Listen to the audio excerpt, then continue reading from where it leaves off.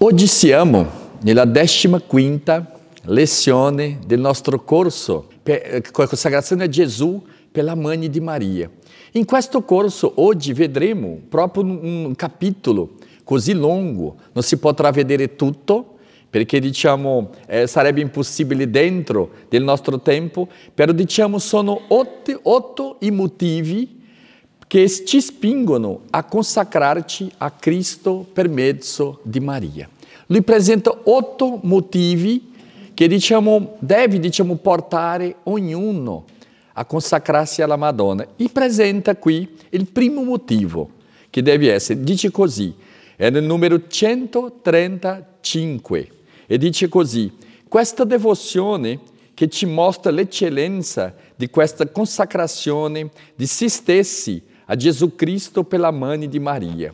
E prende questo titolo: questa devozione ci consacra interamente al servizio di Dio.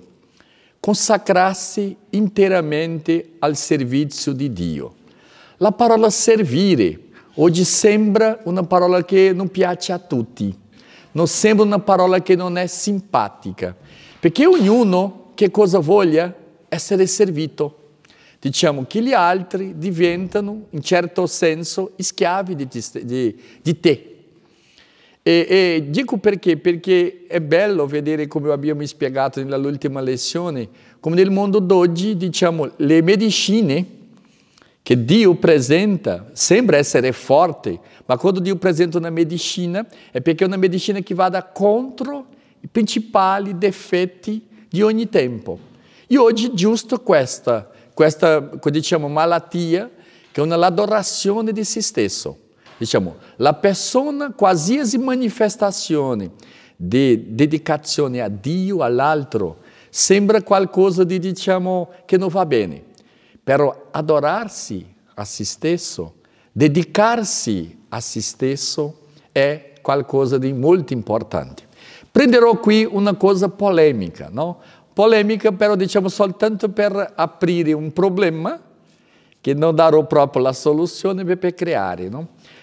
Perché oggi, negli ultimi tempi, anche avere un animale a casa, un cane, un gatto, va a diventare qualcosa di molto molto importante. Tu sai che adesso esistono cimiteri per i gatti. Adesso fra poco abbiamo visto una persona che ha lasciato $2 milioni in eredità per un gatto. No? E che questo gatto, avendo 7 vite, non so se dice così, adesso può sfruttare, non so se dice così, di questo soldi durante molto tempo. Immaginare che si mangia soltanto quel cibo, quello che va a fare cura, no? Va bene, però dico perché. Una volta qui, davanti alla chiesa, parlavamo con un avvocato e lui ha dato un'espressione, mi è piaciuta, del diritto, che spiega un po'.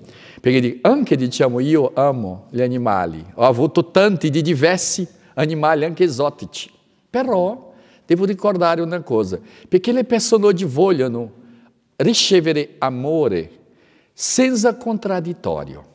A utilizzare questo termine del diritto, che cosa? Che qualcuno ti deve dare un amore, perché quando tu ami qualcuno, questo tuo amore deve avere qualcosa di reciproco e della stessa altezza. Perché non può una persona ti amare molto e tu amare poco.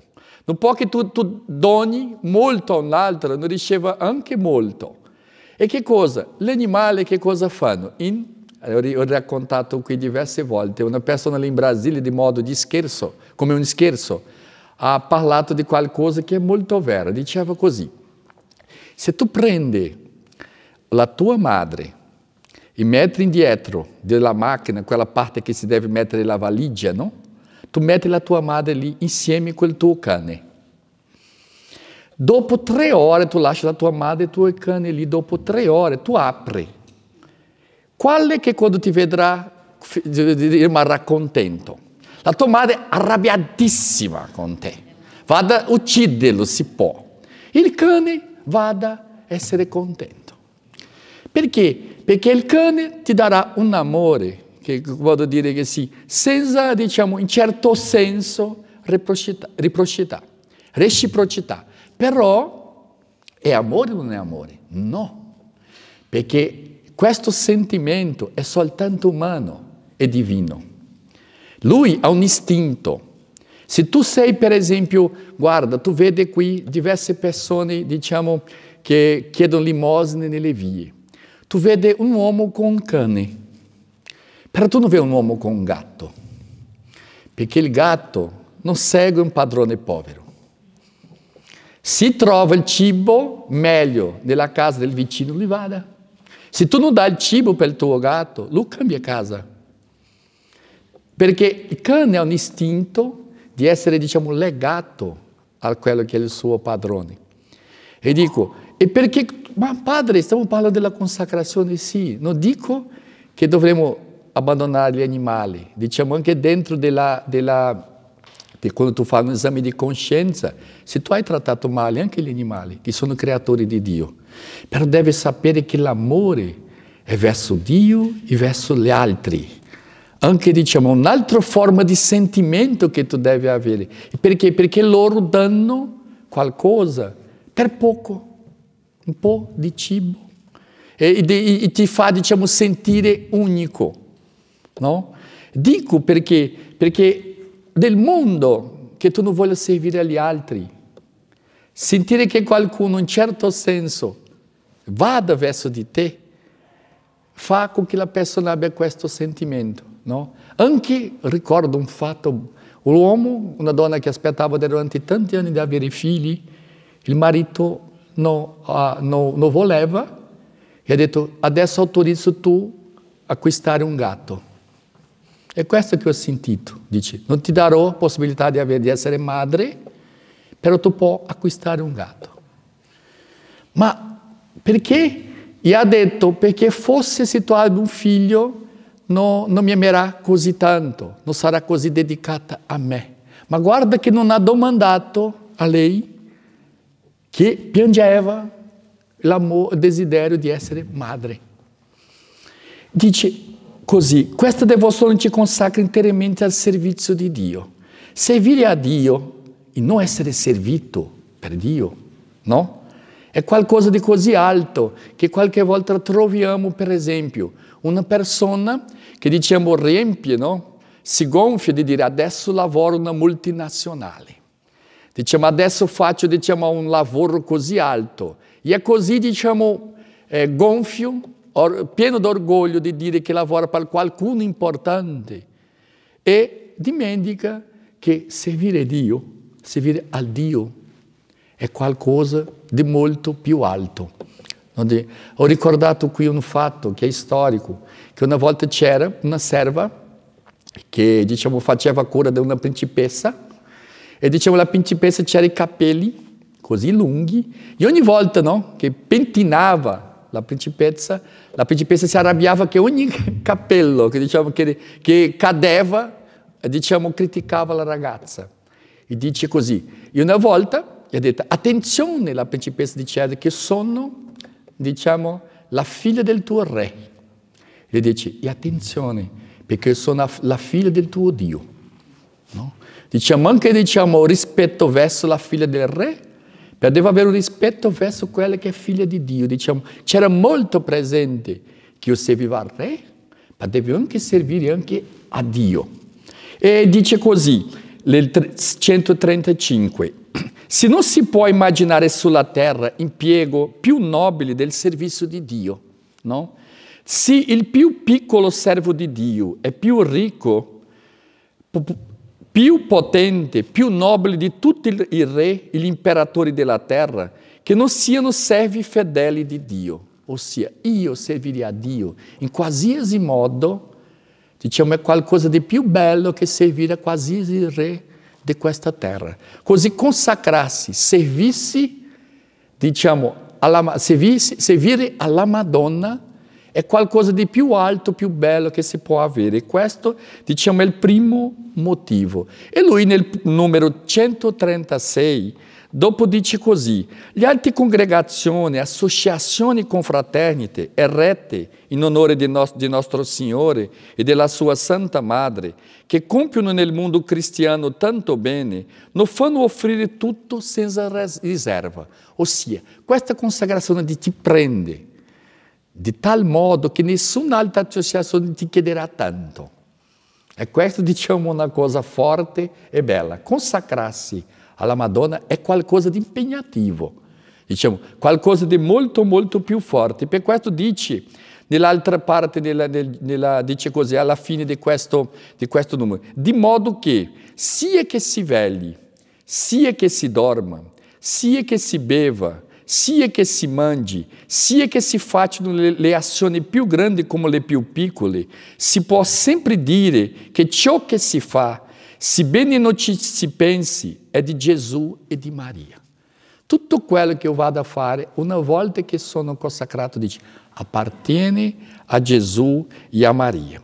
E dice così, un altro punto nel 137, che dice così: Dio ha promesso per quelli che si consacrano o che si, diciamo, donano a Dio il centuplo in questa terra, no? Dice che dà 100 volte madre, padre, diciamo sorelle, fratelli, non parla di suocero, non so perché, però dice che darà tutti al centuplo, no?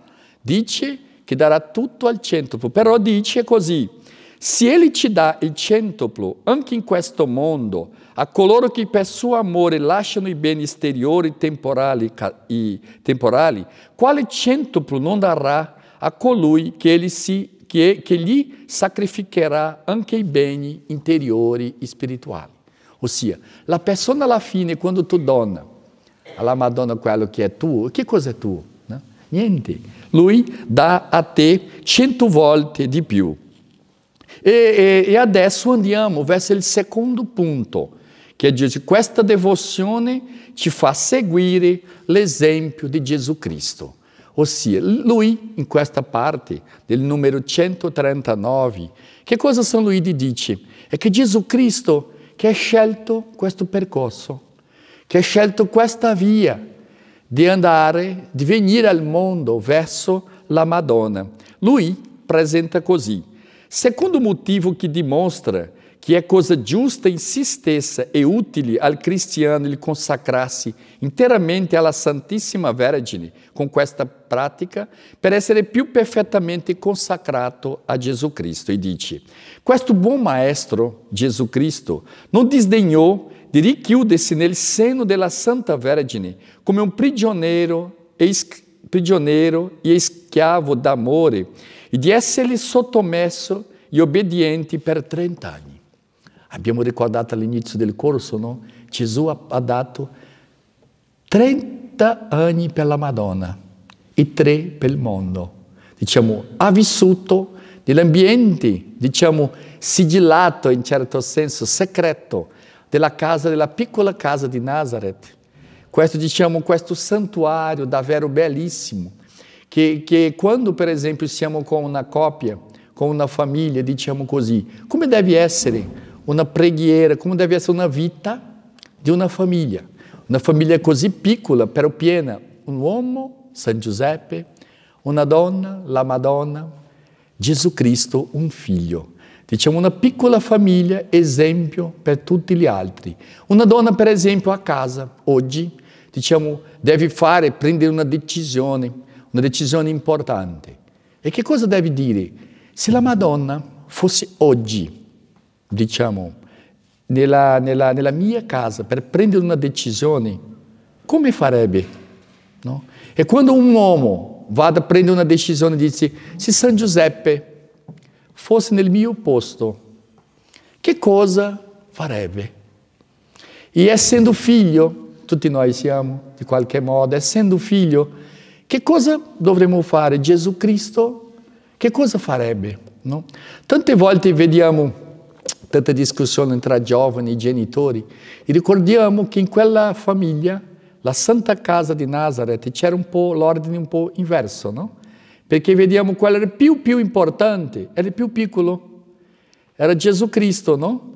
Diciamo, quello che diciamo era il capo della famiglia, San Giuseppe, lui è che era più basso, no? E c'era quella che era la donna, era Maria, per dire così. In generale questa famiglia è un po' inversa, però succede lì quando nella perdita del bambino Gesù, o meglio, non è Gesù che si è perso, no? È Maria e Giuseppe, perché lui è Dio. E lui, diciamo, è il centro di tutte le cose, no? E nel Tempio succede che finisce la frase dicendo e Gesù era sottomesso. Ricordava l'obbedienza che Dio, essendo Dio, faceva alla Madonna e a San Giuseppe. Quando, per esempio, la persona, ma adesso vedo che i miei genitori chiedono qualcosa così, dice, questo è un peccato? No. Questo è qualcosa di cattivo? No. E succede che alla fine deve obbedire. E dice, no, tutti noi, diciamo, vogliamo vivere molto, no? Alcuni di meno, altri di un po', però se diciamo, tutti desideriamo andare in cielo, ma non bisogna essere adesso, no? Non oggi, no? Può essere no? Domani, va bene. E così nella Bibbia dice, vuole vivere molto, obbedisca ai suoi genitori. Da dice come un segno di una vita lunga, e che quando la scrittura parla di una vita lunga non parla soltanto di anni, è una vita buona, no? È una vita buona, che è questo che vuol dire. Dice, obbedisca ai suoi genitori, perché qui un problema un po' generale in Italia, grazie a Dio si vive molto, gli italiani, no? Si vivono molto, però esistono altri problemi. È che tante volte i figli sono anche grandi, i genitori sono anche vivi. Quando è questo che qualche volta tu devi ricevere anche aiuto di qualcuno, perché tu non stai bene, e tu devi anche aiutare i tuoi genitori. È qualcosa, diciamo, molto molto comune qui in Italia. Così devi dare tutto, devi fare tutto. Per questo esiste il comandamento i figli onorare i genitori, ma non esiste l'altro comandamento dei genitori onorare i figli, perché esiste che cosa? L'istinto materno, che se la persona lascia essere suo naturale va in questa direzione, però oggi la cattiveria è così grande che la persona riesce anche a distruggere l'istinto buono, no? Che è, diciamo, di una madre e di un padre essere, diciamo, buoni verso i figli, perché le persone riescono a essere contro la propria natura, e che questo, diciamo, è qualcosa di molto forte. E qui dice così, Gesù ha dedicato 30 anni alla Madonna San Giuseppe per vivere in famiglia, e 3 anni per il mondo. Dice così questa devozione ci fa seguire l'esempio di Gesù. Dovremo dedicare, di avere questo, vivere insieme alla Madonna per tutto, diciamo, il tempo nostro, diciamo, il 10% per le altre cose, no?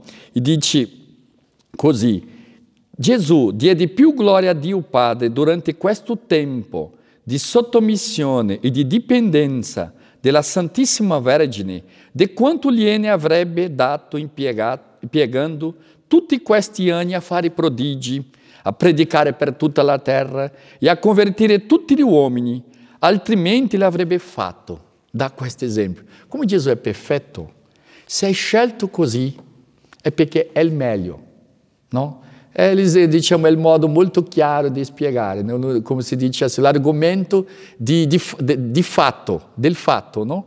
Se ha fatto così e lui è perfetto, perché questo è il modo più perfetto, ossia essere più tempo con la Madonna che con il mondo. E prende, adesso vediamo, il terzo, almeno alcuni altri punti, né? Che è finora legato a questo secondo, è un salto al numero 143, no? Che dice così, di più, questa consacrazione, no? È una pratica di grande umiltà, no? Perché consacrarsi come schiavo è un atto di umiltà. Prendiamo un'altra volta, no? Questo esempio dell'umiltà. Alcuni attribuiscono la frase a Sant'Agostino, che di una persona mi ha detto, ma che cosa faccio per essere santo? Tu devi fare 3 cose. Quali? Umiltà, la prima. Umiltà, la seconda. E umiltà, la terza. Però, ripeto, che cosa è essere umili? Umili è tu riconoscere quello che tu sei. Non è tu ribassare al punto, perché qualche volta si capisce un'idea sbagliata che la persona umile è quella che bassa la testa verso tutti, è quella che diciamo concorda con tutti. Questo non è umiltà. Questo è anche per dire mancanza anche di personalità.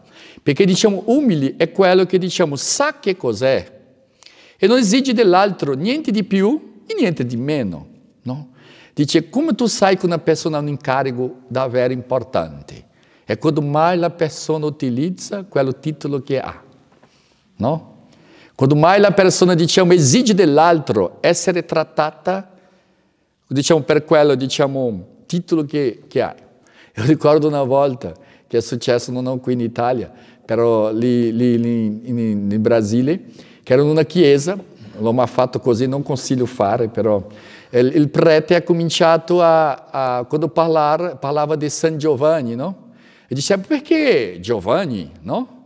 E perché trattava così intimo, no? Non dava il titolo di... E l'uomo si è alzato e ha detto, Giovanni no, Giovanni è l'uomo della panetteria.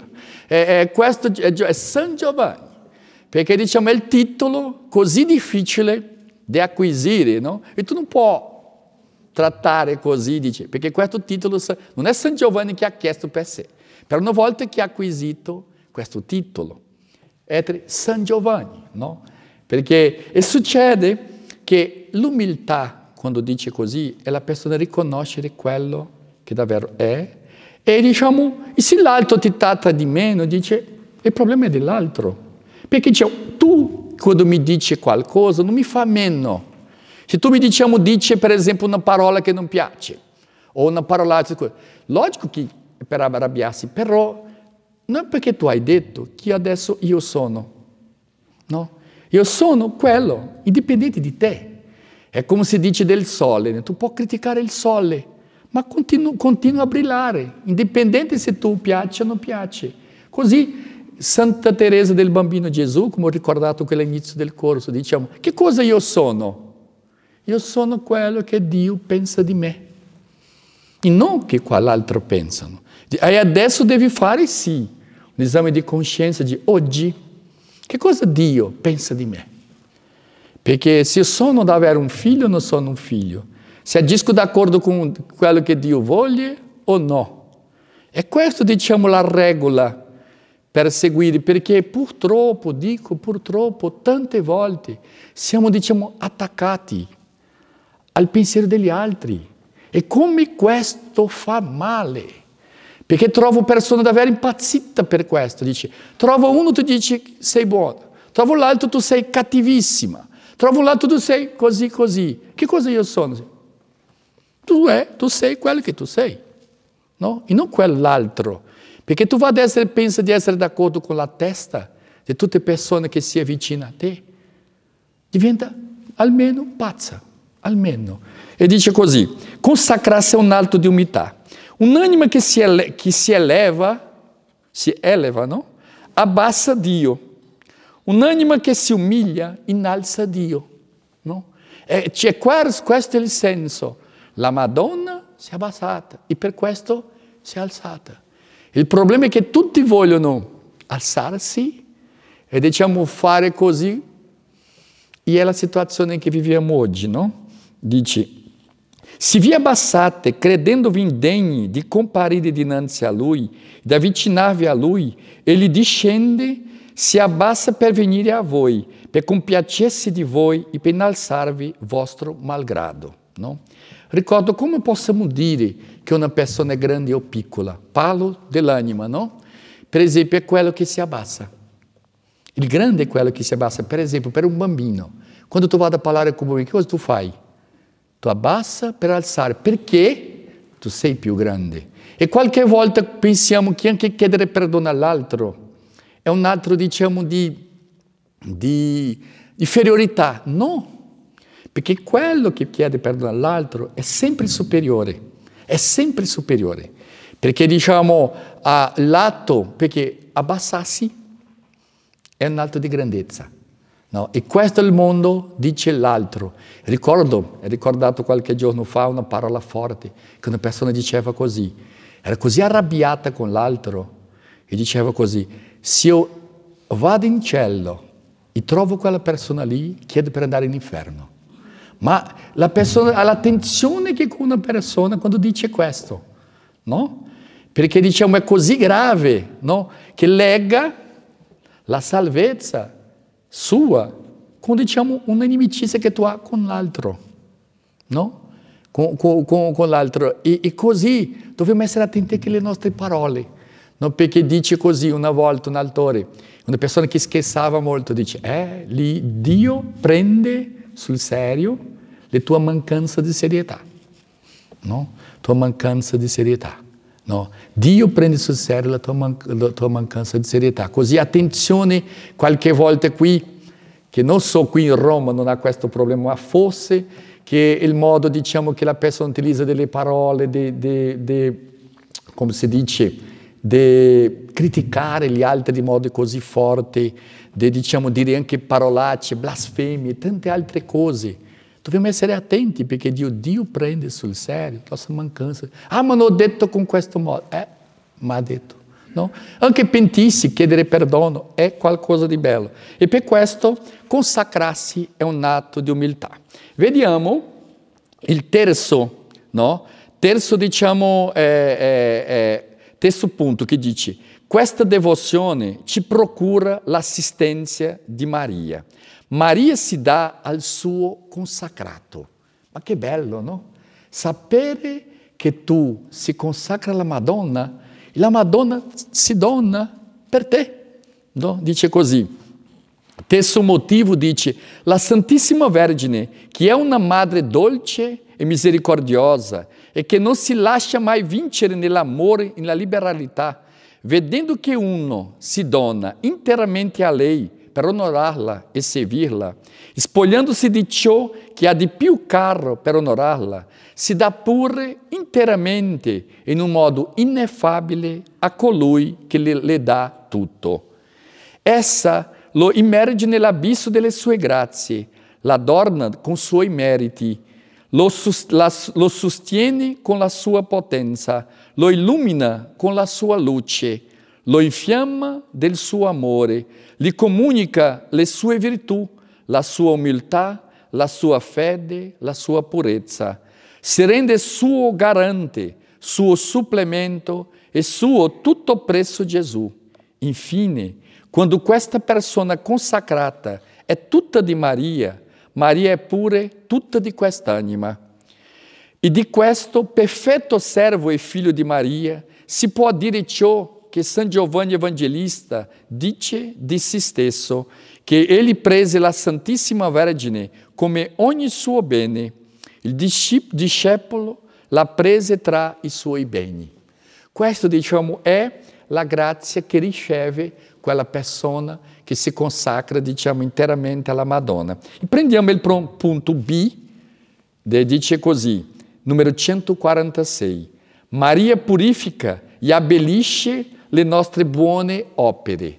Che cos'è abbellire, no? Le nostre buone opere. Per esempio, do qui un esempio che qualche volta è carino, perché guarda che quando tu vada e quelli che sono i bambini in scuola. In scuola fa qualche disegno, no? E porta a casa. E quando tu guardi, ma che disegno brutto! Ma che qualcosa assim, ma la mamma quando vede, ma mio Dio, ma sembra così pieno, diciamo, di amore. Tu guarda anche quei bambini più piccoli, quando, diciamo, vanno a fare qualche presentazione alla scuola, ognuno deve dire una frase, no? Hanno visto così. E tu puoi vedere il video, tu riesci a capire quale sia la madre, perché è l'unica contenta davvero quando il bambino parla, no?